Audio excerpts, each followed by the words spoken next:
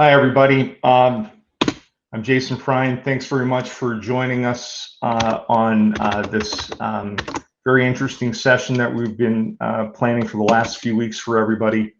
And what we're going to be doing tonight is a bit of a live kind of discussion with a friend of mine and recruiter from the Toronto area, TJ Brady. I'm Jason Prine, so for those of you that don't know me, I'm a management consultant and specialize in business analysis and business architecture. I'm doing that for the last 20 years, and I'm also a part-time professor at Sheridan College. And typically during a semester, I bring in a recruiter once or twice to have a very similar conversation with my class, but since I'm not teaching this semester, I thought it might be kind of worthwhile to kind of do a similar thing and open it up to the community. So we have with us tonight TJ Brady. He's a leading recruiter here in the GTA Toronto area. He's actually spoken at my class in the past, and we thought we would kind of recreate the exact same thing here for everybody in a webinar format, a little bit interactive. Now, we're doing this strictly to be helpful. We're not here to sell anything, okay? And that kind of takes me into my next point here. So the session here is strictly information only. So we're going to try to provide you some strategies and ideas, but don't take any of this as professional advice. You'll do what you may with it afterwards, but we hope you can get something useful out of it. As the session goes on, it would be great if everybody could send me your questions that pop up during the session and just send them to me through the chat functionality, and I will make sure to ask them of TJ at the right moment during the session, because we do have around 25 folks online already, so it'll be a little bit easier if I can facilitate that question asking. And if we need to dive in a little bit deeper, we'll ask you to jump into the conversation. All right. I see everybody's on mute, so I really do appreciate that. And we'll let you know when you can come off of mute if we're going to be doing any questions with you. And just like I mentioned before in the meeting invite, we are recording this session, so it'll be up on YouTube afterwards. So kind of without any further ado, I want to throw it over to our guest speaker, TJ Brady, and allow him to provide us some knowledge. All right, so over to you there, TJ. Perfect. Thanks, Jason, and welcome everyone.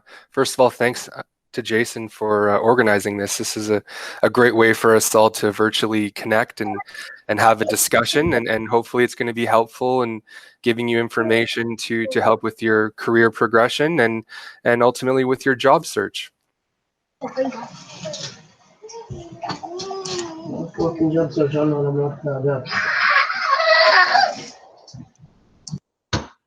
All right, there we go.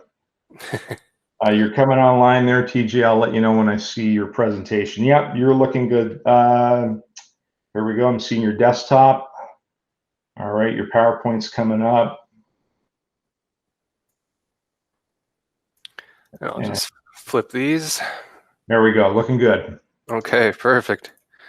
You can hear me okay?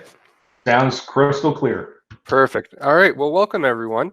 As Jason mentioned earlier, we wanted to put this session together just as an overall information session to help people who are currently business analysts or someone who are looking to get into the field, develop a bit of strategy around the best ways to approach your job search and develop your career. So we're going to cover a lot of topics today, and like Jason said, if you have any questions, use the chat function.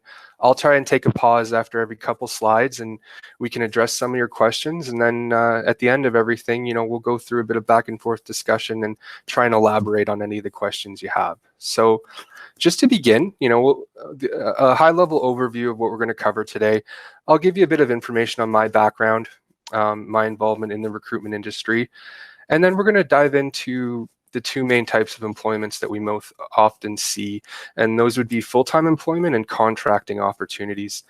Within full-time employment, people are pretty familiar with how they want to calculate and manage their salary expectations, but not everyone is as familiar with hourly rates, and that's often how contract workers are paid. And so we'll go through some information and try a bit of an overview in terms of how you can calculate your hourly rate versus your salary expectations. We'll then move on to talking about the most common ways that people are applying for jobs. We'll talk a bit about applicant tracking systems because a lot of people have questions around those systems and the best way to tailor your resume. And then we'll really talk a bit more about the recruitment industry. I'm not sure how familiar everyone is with the different types of recruiters there are, but there are different types, and we work with some are more internally focused and others are external. And I'm an agency recruiter. That's the world I come from. So I'm going to tell you a bit more about working with a recruitment agency and give you some information that will hopefully help you in dealing with recruitment agencies and really understand the process behind how things work.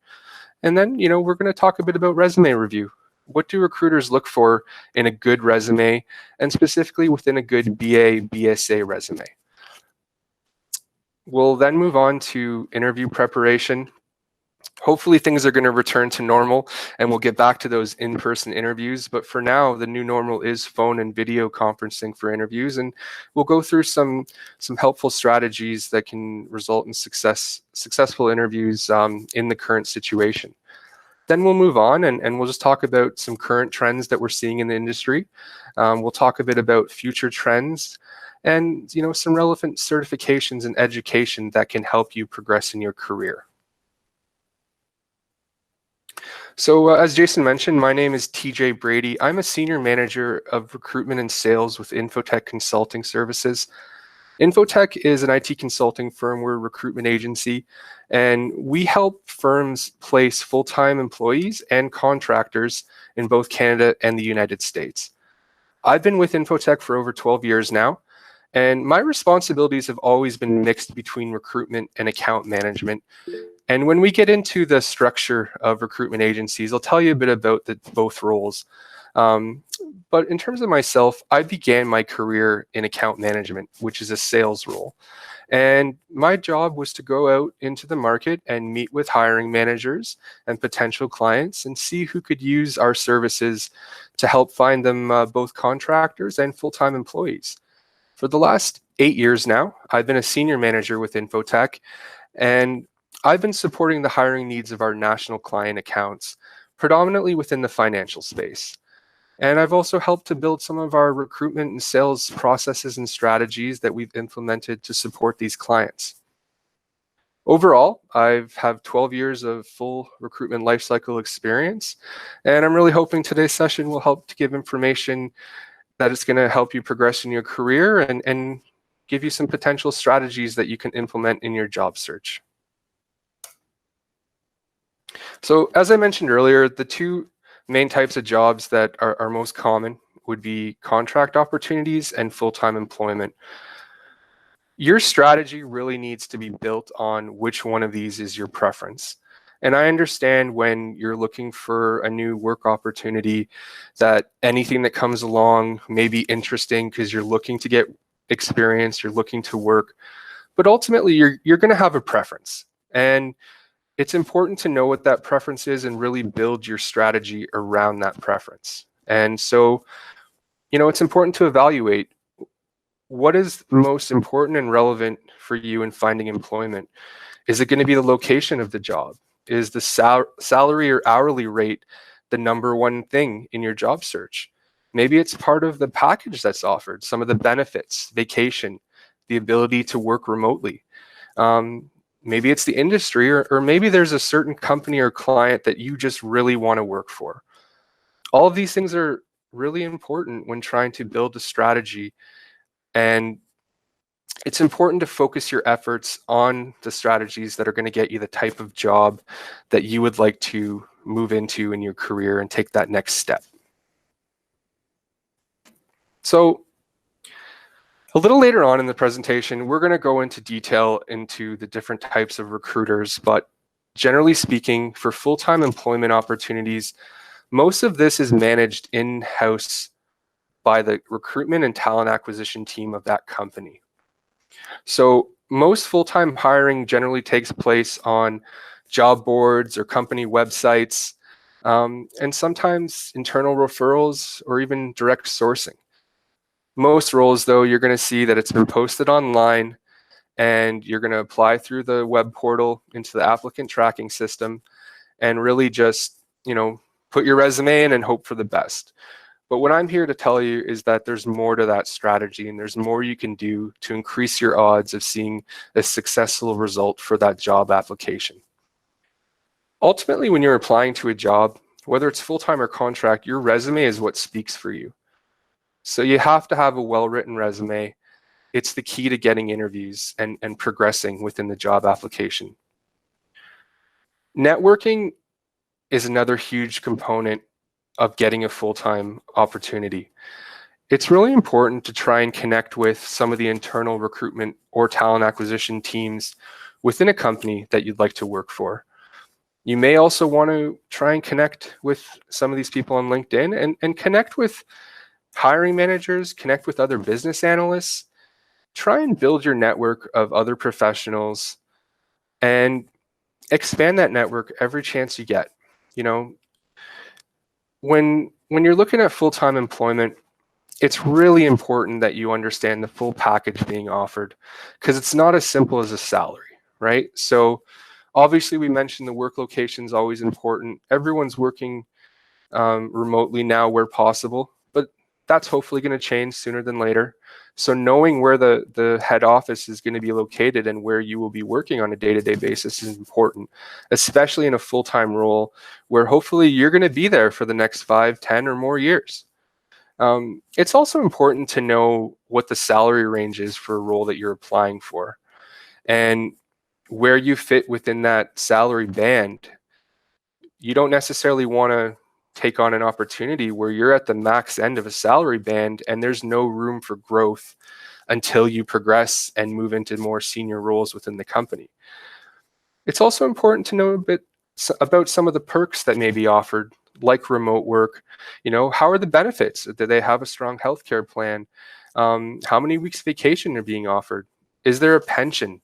All these things are really important for the future. And another thing that people often don't remember to ask about is there a bonus structure on top of the salary? And often that bonus can be a nice additive at the end of the year where, if you join up for a $50,000 salary, as example, your bonus is based on your own performance and the company's performance. And if both hit their targets, you can see a bonus on top of your salary from anywhere from 5 to 20% in some cases, and that can alter your salary expectations for a particular role if there's a bigger picture and there's more being offered than just the initial salary range. All these things are really important for full-time employment, and some of the benefits of being a full-time employee is that you're going to have a little bit more stability. You're joining somewhere looking for long-term growth. And, you're going to have benefits, you're going to have pension, paid vacation, all these things are important when looking for full-time employment. And so the biggest strategy here is that you need to tailor your resumes, but you also need to network. Don't leave it up to chance and just throw your resume into a system. Try and get out there and introduce yourself to other people and really just, meet with other professionals. You don't know what type of opportunities it may arise from doing this, and any advantage you can give yourself in the job search is so key to finding success. And I know it can be very discouraging, but sometimes standing out and making a difference and making a great first impression ultimately can land you that dream job. So all these things are really important when you're looking at full-time employment. Were there any questions for the full-time piece, Jason, that came up? Not exactly about the full-time piece. I have a question here about the current job market and about new grads, but I think we can get to those in a little bit. Okay, well, let's definitely revisit them though, because they're good questions. And if I could, I just wanted to riff off of something that you were talking about, and it's the networking piece. And for me, almost every single day gotten in the last 13 years, I'll say probably 65, 70% is because of the networking that I've done and not because of the things that I've applied to directly online. Because sometimes once you do see things as a job hunter, they kind of are a little bit stale, unless the recruiter is calling you directly. It's a different thing when you're actually going onto a job board and applying to things on a job board. So just throwing that out there for my personal experience. No, I agree. And, the other thing with LinkedIn, obviously you can connect with people, you can send an invite. I always recommend sending a personalized invite. It's much more likely to be accepted. But the other piece that people don't always know about is that just because you're not connected with someone, you can still follow them on LinkedIn. And when you follow them, you get to view all of that person's activity, their posts. And so, maybe an internal recruiter or talent acquisition professional posts that they're hiring a BA for the company you're looking to work for. It's very easy for you at that point to apply through the appropriate channels, put your resume into the system, but also to send that individual a message and introduce yourself. And maybe when that person goes to start reviewing resumes, they remember your name. And it's little advantages like that that can make a big difference. So networking really is key. And so moving on to the other one is contract opportunities. Now, recruitment agencies really specialize in contract opportunities. That's the majority of placements I've had over the years with my clients have been on the contract side of things. And so that's really where I have my specialty. And so it's important to note with a contract, there's typically a very specific skill set that's required, right? So a contract need comes up maybe because there's a new project that has deadlines in 6 months, or somebody is going on a maternity leave and they need someone to come in and do their job for 12 months. And ultimately, a contract is created because there's a specific set of work that needs to take place, and it has deadlines, right? So when you think about applying for a contract role, it's really important that you have the required skills for that opportunity. More often than not, hiring managers, they don't have the time to train for these types of roles. They need someone who can come in and hit the ground running and have the skills they're looking for in order to complete the job on time. And it is definitely a very competitive market. There's a lot of great candidates who are looking for their next contract. And so it's important to be realistic with this. Most contract rules would be pretty clear with the requirements they're listing. There's usually a differentiator between what's a must-have and a nice-to-have requirement. At the bare minimum, you want to have the must-have skills that they're looking for that opportunity. It's just important. It's a different strategy to build around contract roles. And so when you're looking at a contract, it's a little bit different than full-time in terms of how you're analyzing the entire package being offered. And so more often than not, the hourly rate is a big factor in contract roles, right? If you're only going to be potentially on board for 6 months somewhere, you want to make sure you're comfortable with a rate that will allow you a bit of time between that and your next contract, right? And so the contract location is important, but it's not as important as a full-time opportunity, because it's a shorter term assignment and you're going to be moving on from one contract to the next. And but really the contract length, it is important from the sense that hopefully you're going to have stability for at least that initial duration, whether it's 3 months or 6 months or 12 months. You have a rough time frame as to when you may need to look for your next opportunity. Contracts are often extended. Sometimes they're converted to full-time. So knowing if there's a possibility for it to be extended beyond the initial term, or knowing if they're ultimately looking for a contractor to become a full-time employee, all these things are very important. So you're looking for different information for contract roles. And in terms of some of the benefits for contracting, there's independence. You're self-employed. You're able to move from one contract to another, get varying experiences with different environments, different technologies. And sometimes you can progress in your career a little quicker by doing so. Just to continue on, I know we've talked about hourly rate. Oh, sorry, was there a question?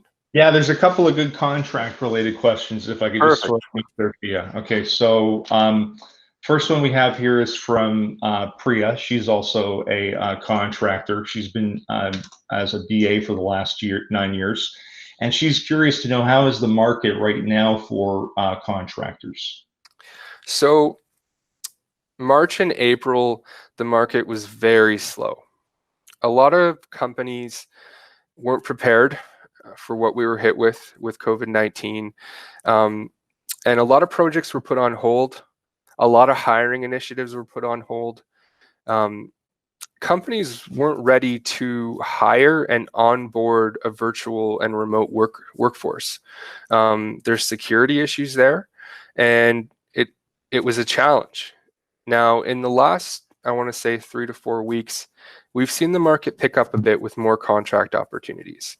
It's nowhere near where it was a year ago, but it is encouraging that we're starting to see clients create new processes and implement ways to hire a remote workforce. And so, I've seen some of our consultants who applied for jobs. They interviewed remotely through video calls, and they got the job, and the client asked for their address, and they actually ship out a laptop and VPN access tokens and everything that person needs to do the job. Now, some companies were a little quicker to respond with things than others, but in general, we are seeing more roles released to us each week, and we're hoping that as things progress and companies are more prepared to have a remote work staff, we're going to see more positions and more hiring done. That seems pretty helpful. And just from my experience as well, because yes, I was laid off back in March, and I've definitely noticed in the last few weeks, I've been getting more calls from recruiters than for sure in April. So for myself, it's probably every other day I'm hearing from a different recruiter about a BA, a BSA, or a business architecture related job. Oh, great. Okay. Priya saying thanks for the info there, TJ. We also have another question that's kind of similar here. It's from Jazzpreet, and she's, I guess, interested in getting into becoming a contractor. And she's asking, is there anything in particular that employers want to bring on somebody, I guess, as a contractor potentially for the first time, is how I'm interpreting it. So more often than not, with a business analyst role, companies are looking for business knowledge when they're hiring someone on contract. So, the banks may be upgrading one of their capital markets trading applications. So they're probably going to release a request to us that says, at bare minimum, they need a business analyst with capital markets. And a nice to have skill would be the trading application that they're working with. And so it's often that business knowledge that they look for when making an offer to a candidate for a contract opportunity. But sometimes it's a technical skill that they're looking for. They might be looking for requirements tracking and task scheduling software like a Jira or Confluence, things like that. And somebody who either has training or education or experience using these tools can get a contract opportunity because of this experience. But it really comes down to every position is unique. And generally the requirements are quite clear in terms of what they're looking for this particular project. So without knowing where you've worked and what some of your skills are, it's hard to give a general answer, but I would say really trying to focus in on roles that you're an excellent fit for and tailoring your resume to highlight the most relevant experience you have. It'll give you a much better odds in getting a contract opportunity. And if I can just add to that for a second there, TJ. So what I've learned contracting for the last 13 years is that you need to know what you're selling your potential clients. Are you selling them business analysis and business architecture and change management methodology? Are you selling them a specific subject matter expertise? Are you selling them a combination? Which one of those things is your go-in position? Because then that is what you should be looking to try to match with whatever job it is that you're going to be applying for. And then obviously the other side, if you're selling subject matter expertise first and then also you're great at business analysis, business systems analysis, then make sure that you're putting that subject matter expertise first. But if you are selling that business analysis, business systems analysis first, make sure that your customers know that, great, as a bonus, they're getting your subject matter expertise, but what you're bringing to them is the BA and BSA side. So that's kind of how I look at it. Just thought I'd throw in that 2 cents there. But that was their 2 contracting questions so far, TJ. Okay, perfect. So just moving on to the next slide. We talked a bit about salary expectations earlier and what you need to take into account when providing a range. Now, it's also important to do your research and be able to honor whatever salary range that you provide. It looks professional when you're able to know what your market value is and follow through if that company is able to offer you the salary range that you initially quoted. Now, on the flip side of things, hourly rates are calculated a little differently. To try to make it as simple as possible, I put an example in the slide, but if normally you're looking for $80,000 a year, the equivalent hourly rate would roughly be about half of that in a numeric basis. So if it was 80K, you're looking at about $40 an hour.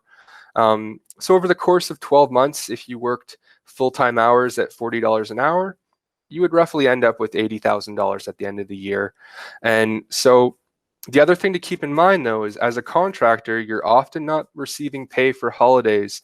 You're not getting benefits, and you're not getting some of the other perks that full-time employees receive. So generally speaking, adding another $5 to $10 on top of that rate will help you cover some of these costs. And it's important not to forget about that, because you definitely want to be making the same or more than what you're currently making when you're applying for a new job. The other thing in terms of contracting, if that's someone's preference, they want to get into contracting, the majority of people I work with are incorporated consultants. And so what that means is that they have their own IT consulting business, and the relationship that they have with the recruitment agency or the client is a business-to-business relationship. And there's other times where someone doesn't want to be incorporated and they become a T4 employee or a term employee. Sometimes people say temporary employee, but basically you're going to be paid a salary that's prorated over the length of the contract. So an 80K salary for a 6-month contract will only be 40K for those 6 months because you're only working for 6 months. So I generally recommend you do some research into getting incorporated if that is going to be, if consulting and contract work is going to be the priority. Looking into that and researching it is always a good idea. There are definitely benefits to it. I don't want to get into too much of it because that's not my area of expertise, but there's definitely benefits to being an incorporated contractor, and it has a positive impact on the rates that can be offered for a contract. Incorporated rates are typically higher. The percentages vary, but they are higher, and so it's important to do that research. And it's a relatively simple process. It only takes 24 hours to go online and create your own incorporation, and it's a pretty simple process to follow. But maybe Jason can elaborate on some of the important things of being incorporated. Yeah, maybe I'll just, for a quick 30 seconds there. Yeah, it can take you only 24 hours to get incorporated, but don't do that. Make sure you find an accountant and a lawyer who are going to have your long-term interests at heart, and work with them correctly to put together your corporation. Because if down the road you have to change it, it's going to cost you money. And it's going to cost you a lot more money than it would have when you initially set it up. But yeah, and being incorporated, I think, just to go back to one item that you mentioned there, TJ, is if you are incorporated, your relationship will be with the recruiter, and that's who you would be signing the contract with. And their contract with the recruiter, they would own the relationship with the client, so whoever you're actually doing the work for. So you don't have a direct relationship with the people you're doing the work for. You have the relationship with the recruiter. Recruiter has the relationship with the client. So it's always making sure that you're reading your paperwork there and understanding what you're getting yourself into. Oh, that's great advice, Jason. And the other thing is, if you're applying for a job and you're willing to be incorporated, you don't have to get incorporated until you have that contract job offer. And because things can be done in a timely manner, I always suggest waiting until you know for sure that that's, the opportunity that you're going to accept and move forward with. You don't need to be incorporated in advance of applying for a job.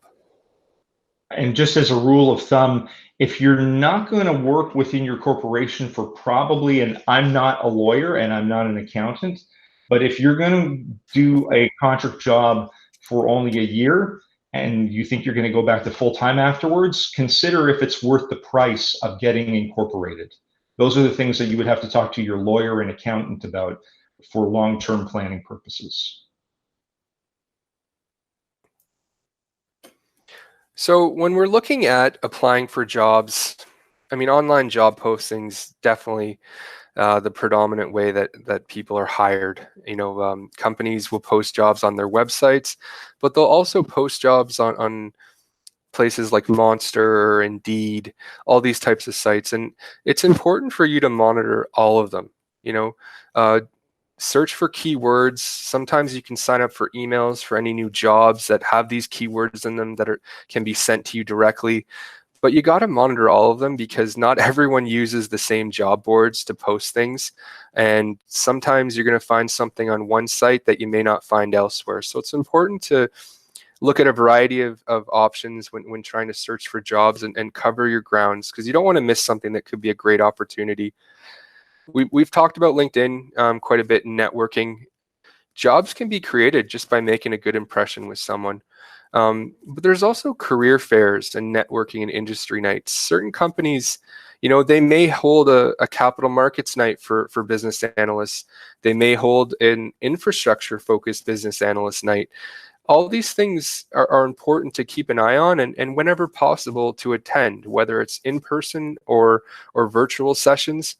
All these touch points with other professionals can create opportunities for you in the future, and it really is important. The other piece where job opportunities are often created are referrals. If a hiring manager has an excellent team of candidates that work for them, they may talk to those people and say, do you have any friends or former colleagues who are looking for work who have a similar skill set to you? And often, a trusted candidate who comes with high praise and a strong referral will be considered ahead of a resume in a system somewhere that is ultimately a stranger. So, again, that goes back to networking and how important it is. And the other way is, for contract roles and sometimes for full-time roles as well, you may be contacted directly by a recruiter who has a job opening with one of their clients, and they're reaching out to you directly to give you some details on that in the hopes that they can present your resume to their client and work with all parties involved and hoping it's a good fit. Applicant tracking systems sometimes are referred to as ATS. Most mid to large size companies are using them for their job postings. And I want to go over this just briefly, but it's really important. These systems use artificial intelligence to scan for keywords, job titles, and ultimately they rank resumes based on these requirements. So whenever you're putting a resume into an applicant tracking system, you have to tailor it based on the requirements of the job. The job description should be pretty clear in terms of the key skills they're working with, and you really want to tailor your resume. Something as silly as a job title can throw off things, and your resume can be overlooked. And ultimately, what today's session is about is trying to give you every advantage and build strategies that can differentiate you from the other candidates who are applying for the same roles. And I know it's quite frustrating. You're throwing your resume into a system and you may not hear anything until you get a generic email that the role has closed off or it's been filled. But that's where the networking piece comes in. So for every role you apply for, you have to do it through the appropriate channels. An in-house recruiter or talent acquisition professional isn't going to talk to you if you haven't even submitted your resume into the portal.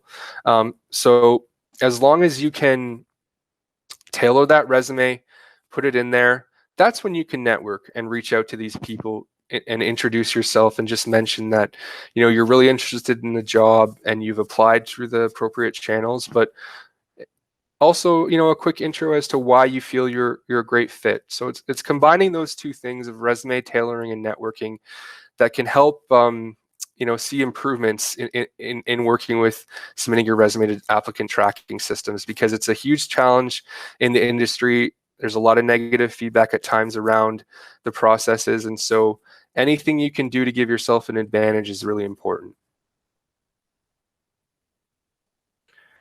In terms of the recruitment industry itself, we've talked a bit about this, but I'm going to give you an overview of the difference between an in-house recruiter and an agency recruiter, because there are differences and it's important to note them, because you're going to build different strategies when approaching each type.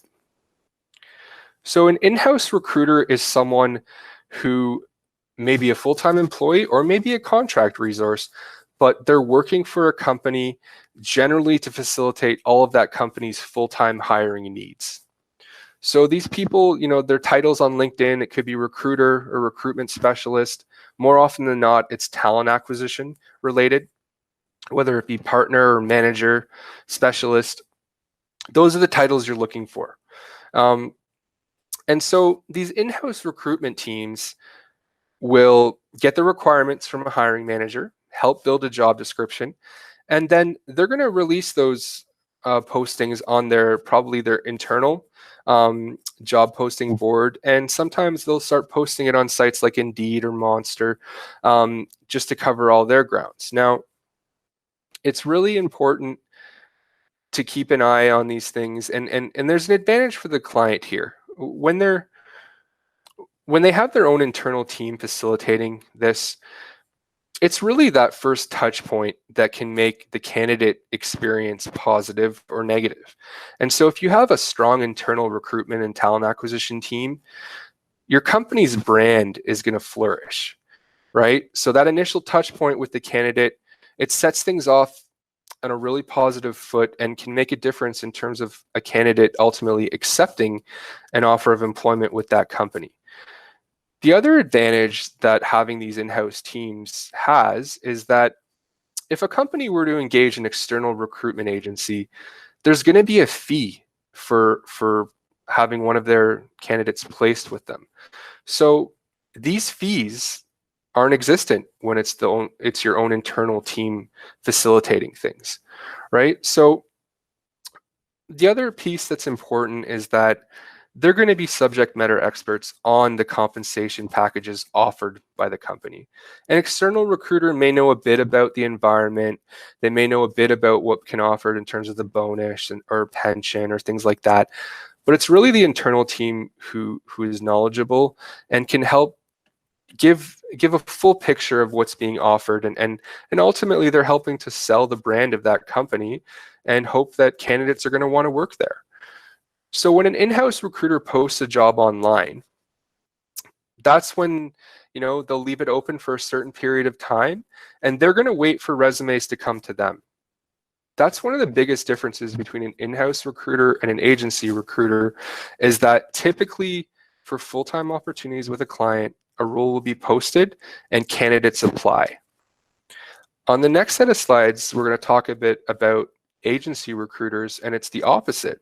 Often the client will reach out to the recruitment agency and say, I have a need for this type of position, and the recruitment agency is going to go out to the market and find candidates. So that's one of the big differences, is that typically candidates come and apply to jobs that are posted online, and for the most part, contract opportunities may have a smaller time window for when resumes need to be submitted. And so the recruitment agencies and external recruiters, they go out to the market and contact people directly and try and engage that way. So an agency recruiter is an external recruiter that's hired by a company to find them staff.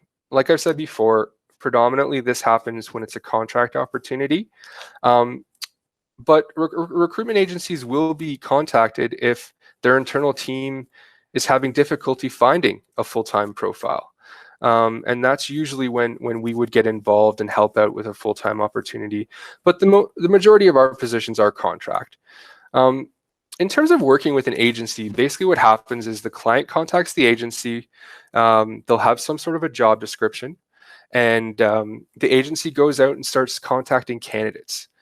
Typically, the agency is going to have a database and network of people that they've worked with, and they're going to contact them, and they're going to screen candidates and ultimately present the best options to their client who are a fit for the skill set and also fall within that client's budget. It's important to note that as a candidate, there isn't a cost associated for yourself with working with a recruitment agency. You're going to sign a contract with the recruitment agency, and the recruitment agency will pay you for your time.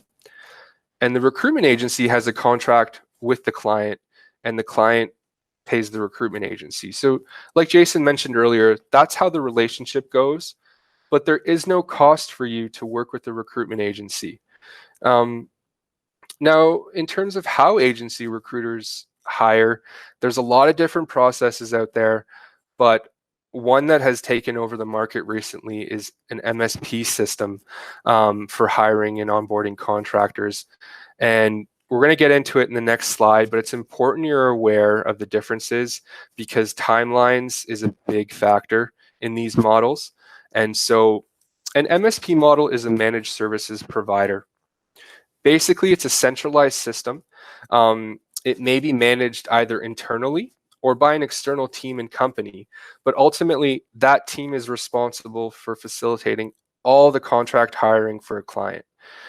And most of the major banks and insurance companies and telecom companies are using this method to hire their contract staff.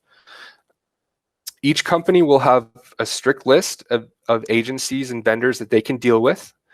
And almost every position is going to come through with a very clear job ID number that's unique to that client, a job description, the contract length, the hourly rate range available, and clear must-have and nice-to-have skills that they're looking for. These are nice in the sense that they're more detailed than some of the other job descriptions that we may receive from clients.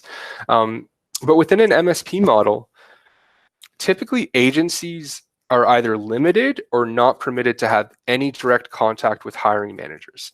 So it's really changed the way business is done. And our relationship on the agency side is now with that internal external team who's managing and facilitating everything. So things have changed a little bit. But basically what happens in this process is a job description is created and it's broadcasted to all the vendors at the exact same time. So often candidates who are the perfect fit for a role may receive multiple calls within a 5-minute time period because all the vendors are reaching out to the same candidates who are a fit for a position at any given time. So it's a different process, and companies have had to adapt and modify their strategies to work within this. But it's a centralized way of hiring that allows them to really track things. But what's important to note here is that a client may have 6 tier 1 vendors. They could have over 20. There's rules within every program, and things are managed a little differently. But ultimately, what I'm saying is, for any given contract role in an MSP model, that client could receive 40 or 50 resumes. So it's definitely a competitive industry. And that's why I said earlier, when you're looking at contracts, you really do need to try and make sure you're a good fit for the role, because that's what's going to be your selling point and give you that advantage over the other candidates who have applied. It's important to note, if you're applying for a job that is an MSP model for their hiring, because the timelines are very short. We're given anywhere from 48 to 72 business hours. So that's 2 to 3 business days to call candidates, screen and qualify them, work with them on their resumes and trying to make updates to reflect the most relevant experience, and then ultimately presenting those resumes through the portal system to our client. So if there's a contract opportunity that you're interested in and a recruiter reaches out to you, you have to be responsive. That's my biggest piece of advice for these types of positions, is that you have to be responsive. You have to be open to having lots of time on the phone to give that recruiter the information they need to sell and market your abilities to their client. I know we're in a day and age where email is everyone's preference. People love it's easy, it's quick, but making time on the phone for a recruiter it can make a big difference in the success you see with the jobs that you apply for. So, resume tailoring is important here, but it's also important to find an agency who has this history of success within the account that they have the job with.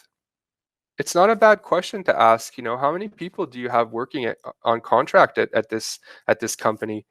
It'll give you an idea of how successful that firm is within that client, and it'll hopefully give you an idea if you want to work with them on that opportunity. Because if you receive the same role from 10 different companies, it may be a little overwhelming as to who you should go with. And so, it's important to know a bit about the agency before proceeding with them, because ultimately you want your resume represented in a professional manner and give yourself the best opportunity to receive that job. The other way that recruitment agencies are engaged with hiring is working directly with hiring managers. Most mid-sized companies who use recruitment agencies to hire their staff allow these agencies to meet directly with hiring managers. This is the way things used to be in most clients. And ultimately, there's still a vendor list of approved agencies. There's just more flexibility with how hiring managers will engage with them. And so, it's really important here to connect with an agency that you can trust and who's going to present you in a professional and a positive manner to their client. The resume tailoring piece is important for every job you apply to, but when working directly with the hiring manager, it's the relationship that recruiter has with that client that is more important than your resume. It's their ability to speak on your behalf and really convey your experience and your education and why you're a great fit. That's what's going to result in more successful opportunities than having the perfect resume. That always helps, but really the relationship is key. And often these situations are positive because there's just a bit more control with the hiring process and a little bit more influence with the hiring manager themselves, which we don't always get in the other types of models for hiring. Were there any questions at the moment, Jason?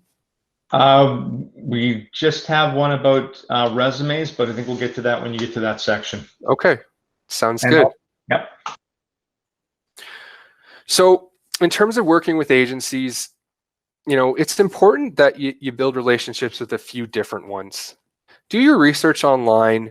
You can learn a lot about agencies. Ask your friends or colleagues who are working on contract which agencies they work with. Don't just pick one though. Work with a few different ones. There's not going to be one recruitment agency who knows about every single contract role available in the market at any given time. Each client has a list of recruitment agencies that they can work with. And so by having, 2 or 3 or 4 reputable agencies that you can work with, you're just going to cover more grounds, and hopefully it'll help you be aware of as many opportunities that you're a fit for as possible. It's important to track where your resume is being sent, so yes, work with different agencies, but make sure you keep track of either the job number or where your resume has been shared, because the last thing you want is for your resume to end up somewhere twice. It doesn't reflect well on anyone. So the other thing, I just wanted to give everyone a bit of perspective on is that within a recruitment agency, there's usually 2 main roles. There's the recruiter. Ultimately, these people are hands-on with the candidates. They should be aware of the majority of opportunities that exist within their agency. And it's important to stay in touch with this contact on a regular basis, because you want to be a familiar name to them. Anytime a new role comes in, you want to be at the top of their list to call. Now, the other role is an account manager, and they're client-facing. So they're the ones ultimately who have the final say as to which resumes are going to be presented to their client. So if you get a call from the recruiter, you go through everything, you're interested, you say you want to apply, and then the account manager calls you, that's a positive thing. So make time for them, because ultimately they must think you're a fit for their client, and they just want to speak to you, get to know a bit more about your experience, and really see if you're a fit for their client's environment. Just some questions you want to be aware of is when you're going to be applying for a contract role with an agency, just make sure that they're a preferred vendor with that client. It's important because your resume may never be seen if they're not. Ultimately, you want to build trust with the recruiters you're working with. Be open and flexible to making modifications to your resume. Ultimately, the more information that you can provide your recruiter, the better chance they're going to find a role that you're well suited to. Respond in a timely manner to any requests that they have, because often, like I mentioned, there are strict timelines that we have to adhere to. And feel free to follow up as often as you deem appropriate. A good recruiter is going to respond to you even if they don't have an update. And sometimes we are left in the dark. We provide a resume, we think someone's the perfect fit, and we may not actually hear any update for another month. And that happens. But at the very least, someone should be able to get back to you and say, we're still waiting on updates. The client has your resume. I'm going to follow up again. And as soon as I hear anything, I can get you more information. And don't get discouraged. I know the job search is not simple. And ultimately, you got to just keep pushing forward and exploring all strategies that you can. If I can, TJ, let me just add a little bit there for working with our friends at the agencies and the recruiters. Like how you said, it's very important that we can be timely when folks contact us. And one of the important things that I have in my toolbox, and I'm sure a lot of folks do, is having multiple versions of your resume. I know you're going to take us through the resumes right now, but I pre-think in advance the specific resume that I think I'm going to have to tailor for a specific job. Obviously, I'm going to use that specific resume to apply for the job, but once I talk to the recruiter and I have expectations that they're going to ask me to beef up X, Y, or Z, I probably have in advance an idea of what those X, Y, and Z items that they're going to ask me to bump up, because those are going to be the things that are going to be in the job description. And one of the things that I like to say is, we're business analysts. What do? We gather requirements from our customer. So what is a job description? A job description is a business requirements document that is explicitly telling you the needs of the client. So you need to be able to speak to that in your resume, and it should not have to be deciphered by anybody. They should be able to see it instantly that you are meeting their requirements. It's requirements traceability. If your resume is the solution design, their job description is the business requirement. Back to you there. Really important stuff. And so, when I'm looking at a resume, I know there's a lot of research that's been done, and there's a lot of opinions on what the appropriate length of a resume should be. I don't get caught up in that unless a client specifically says, I don't want to see a resume that's more than 4 pages or 5 pages. Otherwise, the majority of people that I'm working with have 10, 15, 20 years of experience, and most, if not all of it, can be relevant. So I don't get too caught up in that. If you're more of a new grad, or your experience within the business analysis world is somewhat limited, 2 pages is always a good target, but you want it to read well. You want it to be laid out well. The visual appeal can make a difference. But grammar and spelling is important in everything. It just jumps out, and it can make a negative first impression when someone opens a resume and there's a bunch of red squiggly lines with words that have been underlined, and there's spelling or grammatical errors. So going through your resume and having someone else go through your resume and double check for mistakes and errors is really important, because like we mentioned earlier, your resume is what sells you, right? It's the first thing people are going to see. So make sure it's well written. For every job you apply to, I can't emphasize it more, but you do have to tailor your resume. I'm going to give an example just towards the end of this review, just to show what I mean by that. And anything that's really important for a job, make sure it's it's highlighted near the top of your resume. If there's a particular certification that's important for a job, make sure it's near the top of the resume and jumps out. If there's a technology that the client's looking for or business knowledge, make sure it's near the top. You want the first few lines of your resume to jump out and make a recruiter want to call you right away because you're the perfect fit for an opportunity. Ultimately, your resume is what differentiates you. So really putting a lot of time into it. Get a strong kind of baseline resume that you can then take and modify for each position.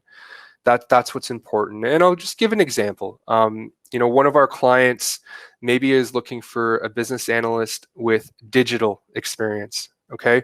And a candidate may have the words mobile or web or e-commerce or online all throughout their resume, but they don't have digital. And it is all the same thing. And you would hope that someone could read that and know that you've worked in digital environments. But what I'm trying to get to today is don't leave things up to chance.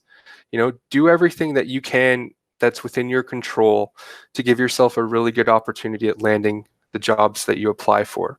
So what I always recommend is changing that keyword. If you're applying for a full-time job, you want digital popping up over and over in your resume in the applicant tracking system.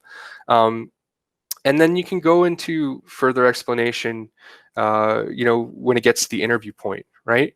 But ultimately, you got to get your resume to get you that interview, right? So that's where tailoring it and making sure all the relevant keywords align with the job description. And it can be something as simple as you're applying for a business systems analyst role, but you have all your titles as business analyst because that's what your company's called that role. But you were working with the technologies that they list in the job description. It just so happens that in the company you're applying for, everyone in IT is a business systems analyst and everyone on the business is a business analyst. But maybe it wasn't that way at your other companies. So as simple as modifying a title, as long as it's accurate, it's okay. And it's important to tailor your resume, to show that you're a fit for the job and that you've done something similar in your past. Now, obviously today is a session geared towards business analysis and business systems analysis. Communication skills are essential in applying for these jobs. And the other things that I look for when I'm reviewing resumes are some of the project methodologies for or delivery methodologies that you've worked with, because often they're important to the client. Agile is everywhere these days, but some companies are still using waterfall for their software delivery, and so ensuring you have these keywords highlighted in your experience is important. Every job that you work as a business analyst and business systems analyst, even though it seems obvious, you really should show that a big part of your job was documentation and gathering and eliciting requirements, reporting. I know it seems basic, but these things should be clear in the resume because it helps the client know what you are doing on a day-to-day basis. And I also, like I said earlier, business knowledge is often a major contributor to people applying for jobs and getting them as a BA and BSA. So making sure, if you're applying for a job in telecom, make sure that your resume reflects that and shows that you had telecom experience, because it's important. And then the other thing is, if there's tools and technologies that you've worked with that you're comfortable with, whether it was in school or you've taken certifications or classes, or even just you've been working with these tools in your day-to-day job, make sure they're not just listed once in your resume. If you were working with Jira and Confluence for tracking requirements and user stories and coordinating task scheduling for a project, make that a bullet point where you were using those technologies. Because now your resume shows that, not only have you listed the keyword, but you've shown how you use the tools. And often, people don't do that. And so doing little things like that can give you an edge over other candidates who are applying.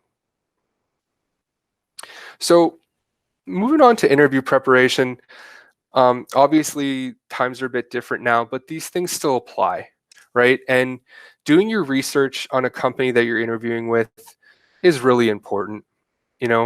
Be prepared with your questions that you want to ask in advance. Look them up in the news. Even go on their job sites and see how many people that they're currently trying to hire. It's going to give you an idea of how the company is doing, how busy their internal recruitment and talent acquisition teams are. Anything that can give you the ability to connect and kind of build that initial conversation during the interview is important. It shows that you're interested in the role and that you're trying to do everything you can be to be prepared to have a strong conversation. Obviously, you want to dress professionally. You want to be confident. Make as much eye contact as you can, and be friendly. A smile can go a long way in an interview. It can just make the atmosphere more relaxed, make everyone comfortable in the room, and it can show that you're happy to be there. The other thing I always like to say is be honest. If a question's asked and you don't have experience with it, be honest, but always turn it into a positive. If they ask you about a technology that you haven't worked with, you can say, no, I haven't had the opportunity to work with it, but I've worked with other similar tools, and I'm a really quick learner, and I really like technology and enjoy learning new things. Things like that can really go a long way. And just make sure that you provide a full and direct response to whatever question is being asked. That's important. A lot of feedback I get from interviews is that we were asking questions, and the candidate was answering part of the question. So, as a client is asking you a question, make sure you listen to the full statement before you respond with your answer, so that you can really, show that you have good listening skills and ultimately provide them with the information that they're looking to hear. In the current day and age, virtual interviews are the new norm at the moment. Interviews are happening either over the phone or through video conferencing software, like Google Meet or Skype or WebEx. So when you're interviewing virtually, there's a bit more preparation that you want to do. And, in advance of the interview, you want to test out your computer. You want to make sure that your microphone is working, that the video is working, and you want to familiarize yourself with whatever software you're going to be using for that interview, so that when the time comes, you can just focus on the interview and providing thoughtful and insightful answers and not be worried about all the other details. So just little things like elevating your screen can go a long way. So you're looking directly into the camera. You're not looking sideways or up and down. It's just more natural. It's like you're having a conversation in person with the interviewer, and that's ultimately what results in positive results. You want the lighting in the room to be good so that the person can see you clearly. And you want to keep a copy of your resume and the job description nearby so you can reference it when questions come up. You still want to dress professionally. That initial impression you make can be long lasting. And so when you dress nicely and you're polite and you're professional, that's the type of impression you want to make with the person you're interviewing with. The other thing I really suggest is in advance of an interview, you may be sent, the WebEx link or the Google Meet link, but you may also want to ask for the hiring manager's contact info in case there's any issues with connecting. It just shows that, you're taking that extra step to be prepared and foresee any problems that could come up.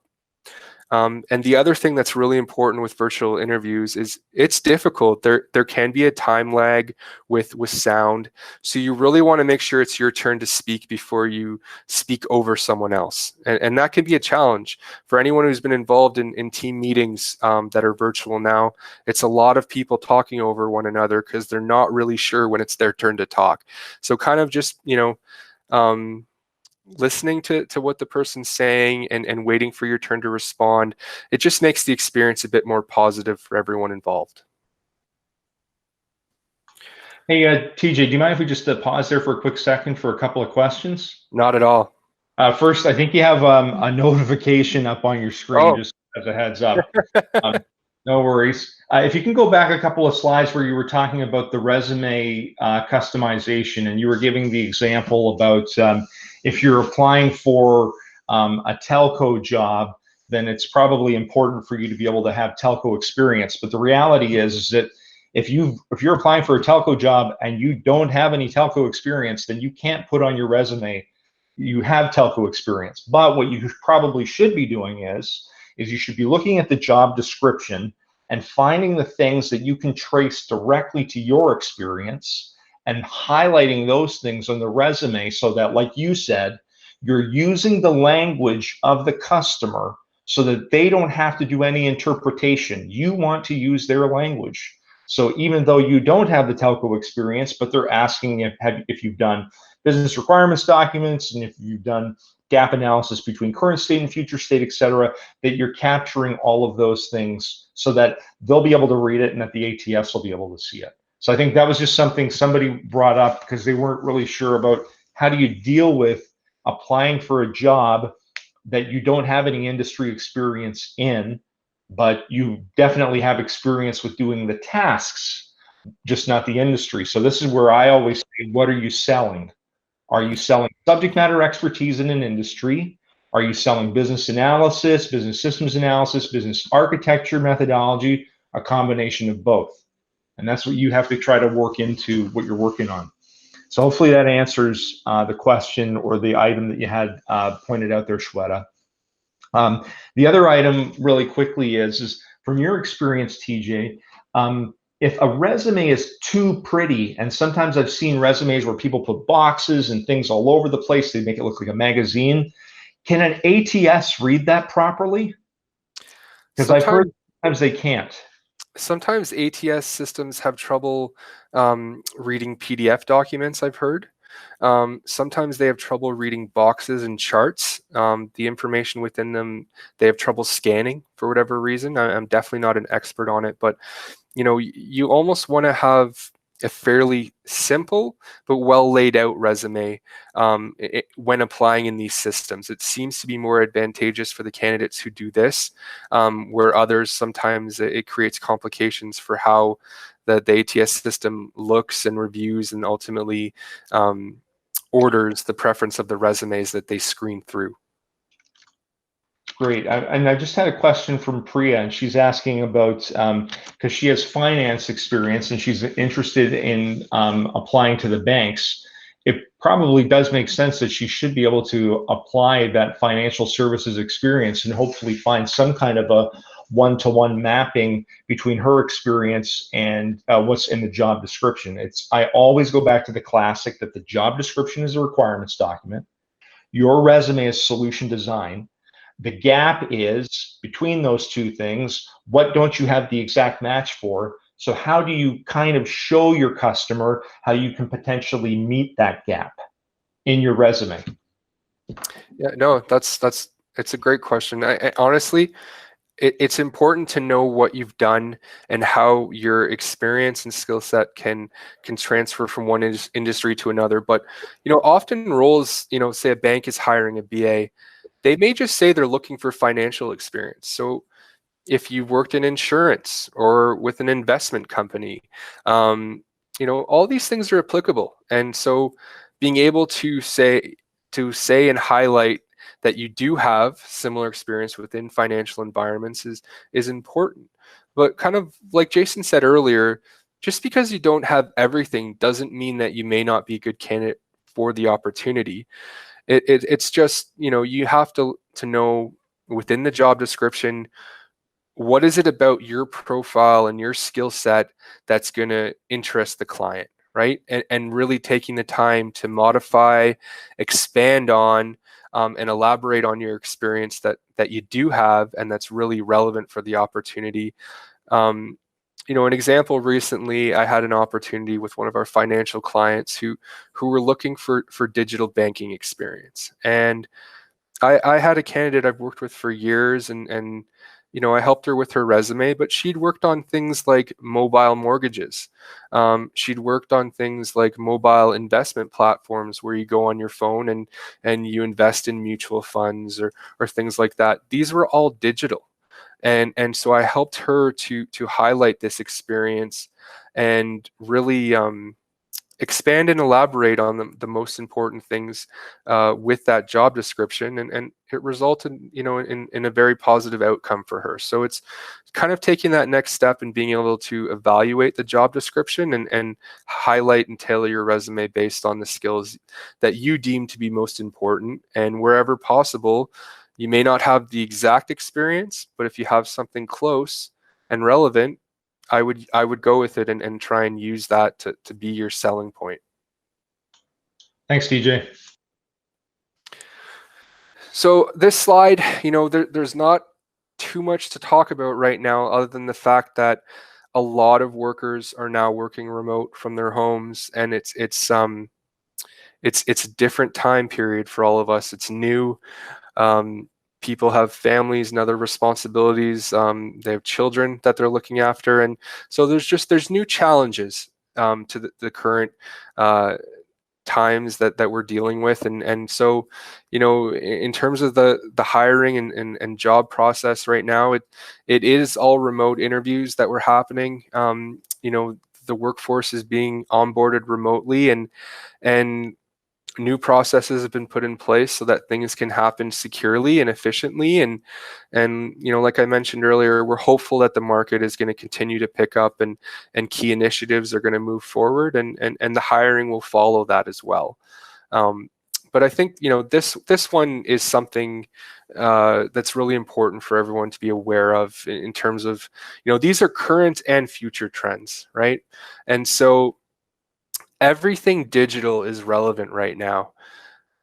All companies are trying to develop their digital brand and ultimately make it as easy as possible for their customers to purchase their goods or services in a digital fashion.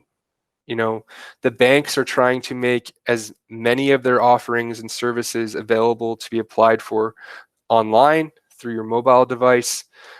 Retail stores are the ones that have even had to shut down. They're offering you to go online or go on your phone and purchase goods that normally you would go into the store to do. So if you're able to get experience on digital, web, online, mobile projects, or if you have that experience, this is definitely going to be helpful in your job search and your career progression. So it's important that you're highlighting those experiences in your resume, because we're going to see more and more opportunities that are tailored to these environments. Agile is a software development methodology that a lot of companies have adopted.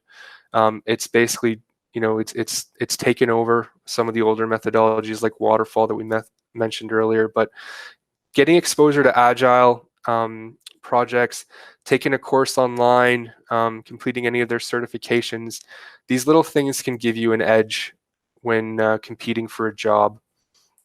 The other thing that's really big and influential these days is data. And so there's big data projects, there's artificial intelligence and machine learning, there's robotics process automation. Companies are looking to automate as much of their tasks as possible, right? And so there's so much information available to companies right now about their customers. We don't know all the things that are being tracked about us, but companies need to gather the data, they need to analyze that data, and they need to use it to customize their marketing and selling approaches to their customers. And so getting experience in any of these fields can also be really important for your future growth, because there's just going to be more and more opportunities. We're seeing more and more positions come out. We're seeing BAs where they're looking for specific big data programming experience, even though it's a BA role. So even being hands-on with some of these technologies, it can't hurt. And kind of looking into them and exploring what options are out there, to get certifications or take courses. Anything you can do, again, to differentiate yourself from other candidates in the job market is just going to be helpful and aid in building your strategy and differentiating yourself from everyone else. And just finally, these are just some certifications that that I know some of my clients often request. The CBAP certification is your standard certified business analyst professional designation. It's great to have. A lot of clients do inquire about it when they put out job postings. A certified Scrum Master is an agile specific certification. The other one I should mention is there's a certified Scrum product owner certification that's out there that some of our BA opportunities will mention as a nice to have. Anything that shows that you've, tried to expand on your previous education experience and improve yourself is important. Financial related certifications like your CFA or a CSC, which is the Canadian Securities course, if you're applying to roles within financial organizations, little things like that can go a long way. PMP is a project management certification, but often contract and full-time BAs may take on project management responsibilities. So little things like that can again differentiate yourself from others in the market. And if there's things available to you that can enhance your career, it's important to look into them. It really is a competitive job market, and do what you can to stay in control of your own future and your career, and enhancing your education and skill set is always a great place to start. So that's most of what I wanted to go through, and now we just wanted to open up the floor to see if there was any other questions and create a discussion. Yeah, thanks everybody for sticking around. I know we've gone over a little bit, but hopefully we can wrap this up in the next 10 minutes or so, see if we can do a few more things. Let me ask you a couple more questions here that I had from earlier. So Glenn was asking, how should recent graduates advance their job search, and are there any specific roles that they should be targeting? In the BA space, I guess. In the BA space, okay. So some of these certifications can help with enhancing that. I would really recommend getting out into networking events. Often companies will hold new graduate events where candidates can either attend in person or virtually and learn more about the company, their hiring practices. And it's just a great opportunity to get some face time with the people who will make those hiring decisions. Often the recruiter is the gatekeeper to the hiring process. And so making a good impression with these individuals can go a long way and really enhance your odds of landing the opportunities that you apply for. I know it's challenging as a new graduate, but my only recommendation is don't give up easily. Every day, log into your accounts and go to the job board, see what positions are available and apply, and then go to those companies on LinkedIn and search their employees and try and connect with some of them. Try to learn a bit more about the people who do work for that company currently and how they got those jobs, and it could open some doors for you. If I can, let me riff on that for a bit. So how I became a business analyst was I was a subject matter expert already in something, and 20 years ago, and then the business analyst in our organization left, and there was a hiring freeze, but they needed a BA. And because I was already the subject matter expert, it was kind of an easy jump for me to become the BA because I already knew the subject matter part. I just needed to learn the BA part. So another strategy for you, Glenn, and any other new grads might be to think about what is the subject matter expertise that you have, and see if you can get a role based on that. And at some point, hopefully you're in an organization where you can move through into a BA role. So you might not necessarily be able to start as a BA role, but if you can actually use that as you're going in position to take a subject matter expert position, that might be an idea for you to think about. Now, I'm getting another question here. Okay, so Vignesh was asking, are there any suggestions or methods that can be followed to tailor the resume as per the job description posted? So I'll give you my 2 cents, and then you can give us your feedback there, TJ. But for me, it literally is a traceability exercise. As business analysts, we look at what our requirements are, which is the job posting, and we look at our solution design, which is our resume. and I understand from that job posting all of the things that I need to make sure somehow, maybe not the exact same thing, but somehow I can translate it over. And if I can't necessarily translate it over, then I have to either in that conversation with the recruiter, and hopefully the recruiter has the relationship with the hiring manager and it's not all of the MPS stuff, that they can then kind of translate that. If not, it's really, I don't know, what do you think, TJ, in terms of taking that job description and making your resume as customized as possible?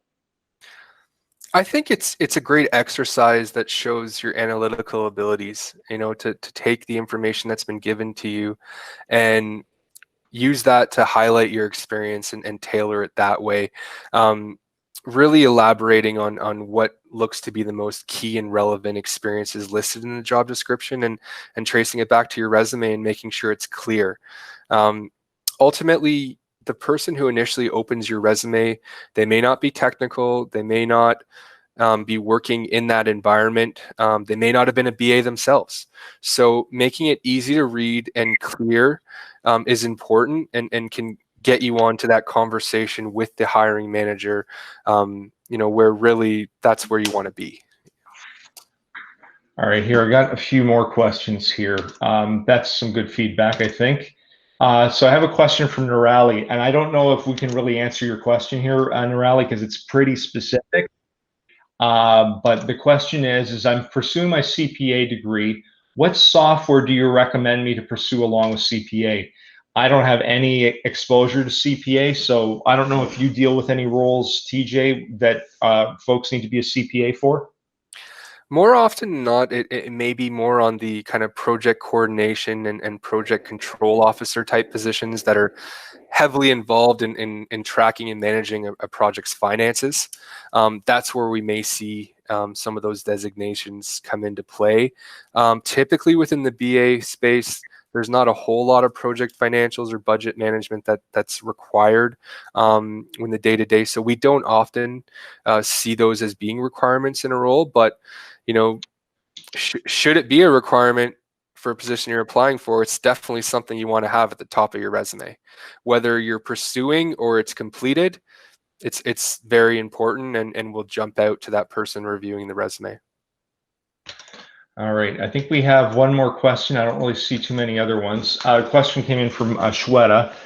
Does having a CBAP designation enhance the chance of landing an opportunity, or having the relevant experience would open same opportunities? So I'll just tell you from my experience, then TJ will get your feedback.